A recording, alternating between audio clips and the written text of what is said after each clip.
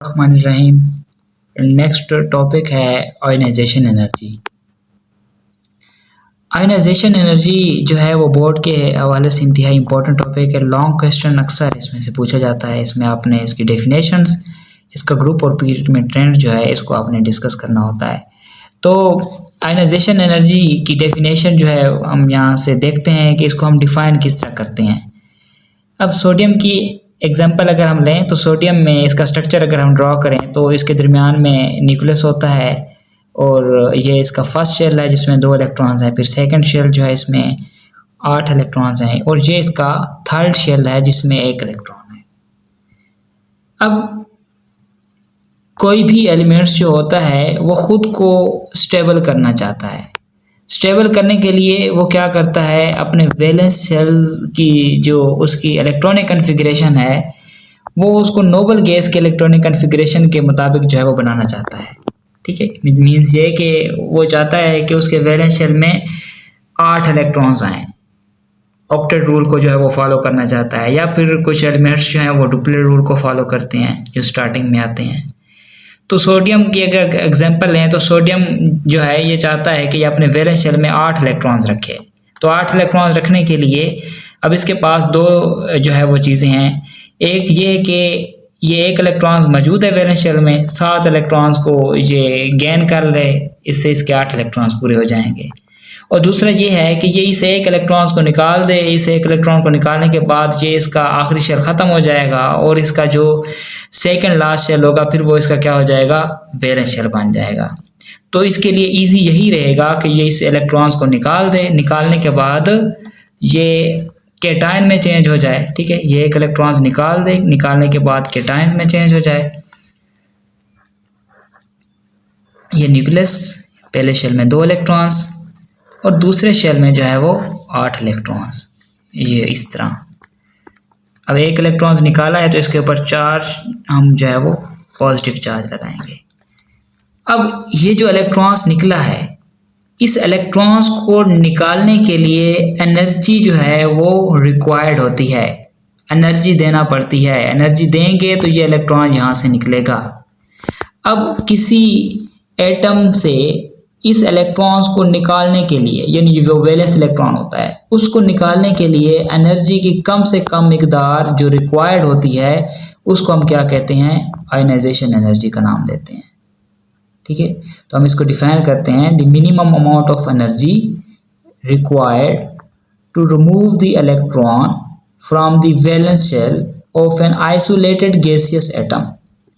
ठीक है, is called ionisation energy. हम इसको इस तरीके से डिफाइन करते हैं।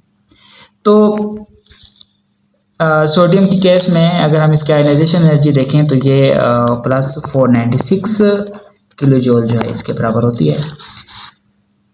अब आयोनाइजेशन एनर्जी का ग्रुप और पीरियड में अगर हम ट्रेंड देखें तो पीरियड में आयोनाइजेशन एनर्जी अगर देखी जाए, पीरियड में आयोनाइजेशन एनर्जी लेफ्ट से राइट की तरफ, लेफ्ट टू राइट पीरियड में क्या होती है, इंक्रीज होती है।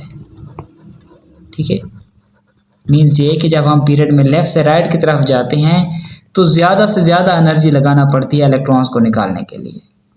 अब इसके लिए मैं आपको जो है वो कुछ एग्जांपल से जो है इसको समझाऊंगा। पीरियड नंबर 2 इसके कुछ एलिमेंट्स यहाँ पे लिखते हैं। इसमें सबसे पहले लिथियम आता है, इसका एटॉमिक नंबर जो है वो 3 है। इसका स्ट्रक्चर अगर मैं ड्रा करूँ तो लिथियम, ये इसका न्यूक्लियस हो गया, ये फर्स्ट शेल है जिसमें 2 इलेक्ट्रॉन्स हैं और ये सेकंड शेल है जिसमें 1 इलेक्ट्रॉन है। लिथियम के बाद आता है बेरिलियम, बेरिलियम का एटॉमिक नंबर 4 होता है। ये न्यूक्लियस है, ये इसका फर्स्ट शेल है जिसमें 2 इलेक्ट्रॉन्स हैं और ये इसका सेकंड शेल है, इसमें भी 2 इलेक्ट्रॉन्स आएंगे। लिथियम के बाद आता है लिथियम बेरिलियम के बाद आता है बोरान, एटॉमिक नंबर 5 है। ये इसका न्यूक्लियस है, ये फर्स्ट शेल जिसमें 2 इलेक्ट्रॉन्स हैं और इसके सेकंड शेल में 3 इलेक्ट्रॉन्स होंगे। ठीक है, अब देखें ये 3 एलिमेंट्स जो हैं, ये मैंने एक पीरियड नंबर 2 के 3 एलिमेंट्स लिखे हैं। अब इसमें अगर हम देखें लिथियम और बेरिलियम के दरमियान कंपैरिजन देखें तो लिथियम में जो इसका न्यूक्लियर चार्ज है वो 3 पॉजिटिव है, ठीक है। और बेरिलियम में अगर इसका न्यूक्लियर चार्ज देखें तो वो 4 पॉजिटिव है। मीन्स ये कि लिथियम का न्यूक्लियर चार्ज कम है, बेरिलियम का न्यूक्लियर चार्ज जो है वो ज़्यादा है। तो पहले भी पिछले लेक्चर्स में आपको मैं बता चुका हूँ कि न्यूक्लियर चार्ज जितना ज़्यादा होगा वो क्या करेगा, उतना फोर्सफुली इस वैलेंस इलेक्ट्रॉन्स को अपनी तरफ अट्रैक्ट करेगा। तो मीन्स ये कि लिथियम की निस्बत बेरिलियम का न्यूक्लियस जो है वो इस वैलेंस इलेक्ट्रॉन को ज़्यादा ताकत से अपनी तरफ अट्रैक्ट कर रहा है, ठीक है। अब देखें आयनाइजेशन एनर्जी क्या होती है कि इस इलेक्ट्रॉन्स को निकालने के लिए जो एनर्जी रिक्वायर्ड होती है वो आयनाइजेशन एनर्जी होती है। अब जितना न्यूक्लियस इस वैलेंस इलेक्ट्रॉन को ज़्यादा फोर्सफुली अपनी तरफ अट्रैक्ट कर रहा होगा उतनी ज़्यादा एनर्जी लगाना पड़ेगी इस इलेक्ट्रॉन्स को निकालने के लिए, ठीक है। तो अगर हम लिथियम और बेरिलियम के दरमियान कंपैरिजन देखें कि लिथियम की आयनाइजेशन एनर्जी ज़्यादा है या फिर बेरिलियम की आयनाइजेशन एनर्जी ज़्यादा है, तो बेरिलियम के लिए क्या होगा, इस इलेक्ट्रॉन्स को निकालने के लिए ज़्यादा एनर्जी रिक्वायर्ड होगी। तो बेरिलियम की आयनाइजेशन एनर्जी लिथियम की निस्बत क्या होगी, ज़्यादा होगी। अगर बेरिलियम और बोरान के दरमियान हम कंपैरिजन देखें तो बोरान की आयनाइजेशन एनर्जी बेरिलियम से क्या होगी, ज़्यादा होगी, ठीक है। आगे जो कार्बन है, कार्बन की आयनाइजेशन एनर्जी क्या होगी, बोरान से ज़्यादा होगी। तो इस तरह एक ट्रेंड बन जाता है कि पीरियड में जब हम लेफ़्ट से राइट की तरफ जाते हैं तो आयनाइजेशन एनर्जी क्या होती है, इंक्रीज होती है, ठीक है। ग्रुप में अगर हम देखें, ग्रुप में टॉप से बॉटम की तरफ, ग्रुप में टॉप टू बॉटम, ग्रुप में टॉप से बॉटम की तरफ आयनाइजेशन एनर्जी डिक्रीज होती है, कम होती है इसकी वैल्यू। या मैं एग्जांपल ले लेता हूँ, ये लिथियम है, लिथियम के नीचे आता है सोडियम। लिथियम और सोडियम के दरमियान कंपैरिजन करेंगे तो हमें ये सारी कहानी इसकी समझ आ जाएगी। ये पहला शेल है इसका, सोडियम का एटॉमिक नंबर आपको पता है कि 11 होता है, ये पहला शेल है। दूसरे शेल में 8 इलेक्ट्रॉन्स होते हैं और तीसरे शेल में 1 इलेक्ट्रॉन होगा। अब देखें अगर आप लिथियम और सोडियम के दरमियान कंपैरिजन अगर हम देखें तो लिथियम में नंबर ऑफ शेल्स टोटल जो है वो 2 हैं। इसमें एक जो है वो इसका वैलेंस शेल है और दूसरा इसका इनर शेल है। सोडियम में नंबर ऑफ शेल्स 3 हैं, एक इसमें वैलेंस शेल है और 2 इसके इनर शेल्स हैं। अब सोडियम में न्यूक्लियस का जो डिस्टेंस है वैलेंस इलेक्ट्रॉन से वो क्या है, ज़्यादा है बनिस्बत लिथियम के। अब न्यूक्लियस का वैलेंस शेल से क्योंकि डिस्टेंस ज़्यादा है तो फिर क्या होगा, इस न्यूक्लियस की वैलेंस इलेक्ट्रॉन्स के ऊपर जो अट्रैक्शन है वो क्या हो जाएगी, कम हो जाएगी, ठीक है। अट्रैक्शन अगर कम होगी तो क्या होगा, इस वैलेंस इलेक्ट्रॉन को निकालना ज़्यादा इजी हो जाएगा। अब जितना इजी होगा वैलेंस इलेक्ट्रॉन्स को निकालना उतनी उसके लिए कम एनर्जी लगाना पड़ेगी। मीन्स ये कि इसका अगर हमने इलेक्ट्रॉन्स निकालना हो तो इसके लिए हमें ज़्यादा एनर्जी लगाना पड़ेगी बनिस्बत सोडियम के। सोडियम के लिए हमें कम एनर्जी लगाना पड़ेगी।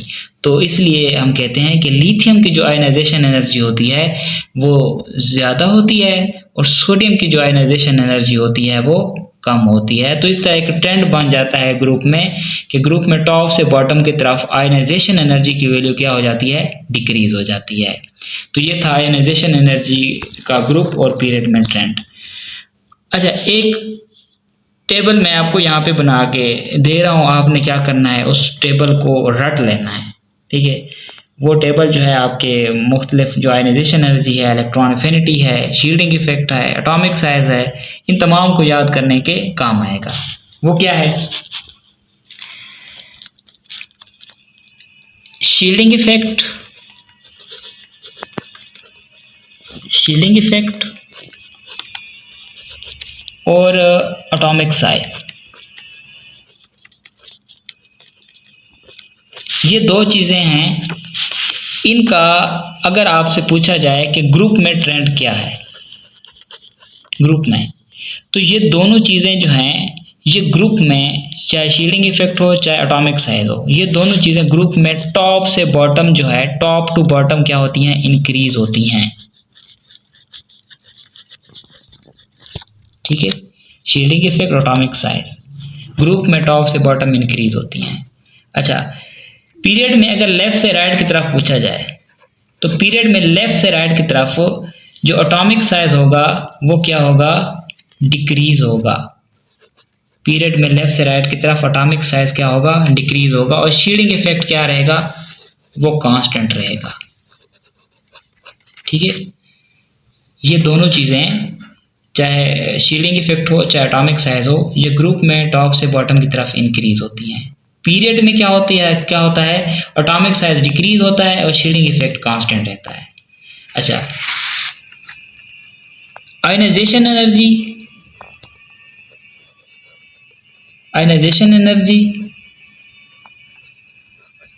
और इलेक्ट्रॉन एफिनिटी,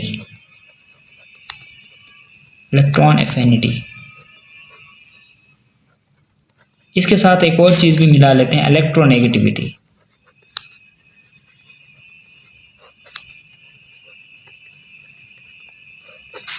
इन तीन का ट्रेंड अगर हम देखें